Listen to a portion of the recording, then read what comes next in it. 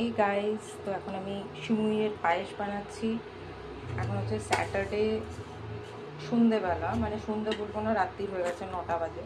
তো আমার ছেলের হঠাৎ করে আবদার যে সিমুইয়ের পায়েস খাবে, তো ওর জন্য আমি এখন সিমুইয়ের পায়েস বানাচ্ছি। তো সিমুইটাকে ভাজছি ঘিয়েতে ভালো করে, তারপরে এটাকে দুধ দিয়ে আমি বানাবো, বাকিটা আবার দেখাবো পরে। এই যে এবারে আমি কড়াটা ভাজা হয়ে গেছে, ধুয়ে ফেলেছি, এতে আমি দুধটা অ্যাড করব। আচ্ছা, আমি দুধটা অ্যাড করে ফেলেছি, দেখো। তো দুধটাকে এবারে ফোটাবো।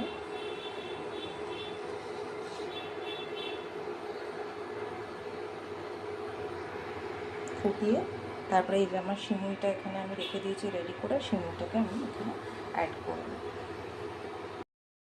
এই যে সুইগি থেকে খাবার দিতে এসছে আর গেছে স্যার বাবার সাথে আনতে ডিনার।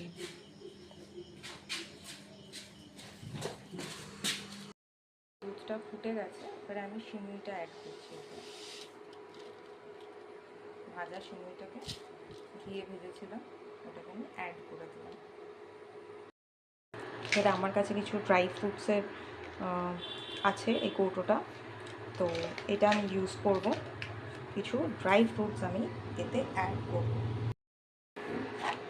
গাইস দেখো, আমি কিছু ভালো ড্রাই ফ্রুটস নিয়ে নিয়েছি আর এইগুলোকে আমি এর মধ্যে অ্যাড করে দিচ্ছি।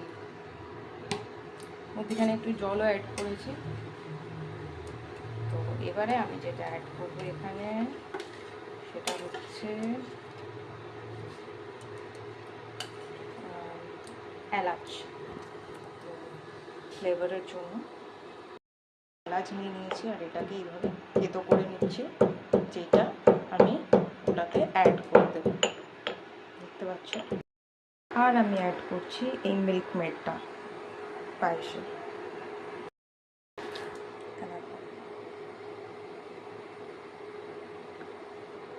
মিল্ক মেডটা না টেস্টটাকে আরও এনরিচ করবে।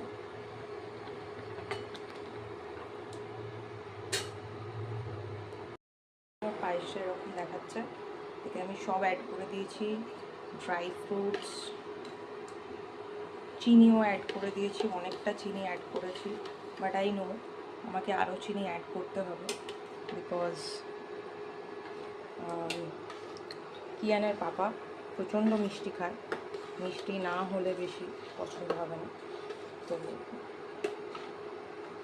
বাবাকে দিয়ে টেস্ট করিয়ে আরও আমাকে চিনি এতে অ্যাড করা।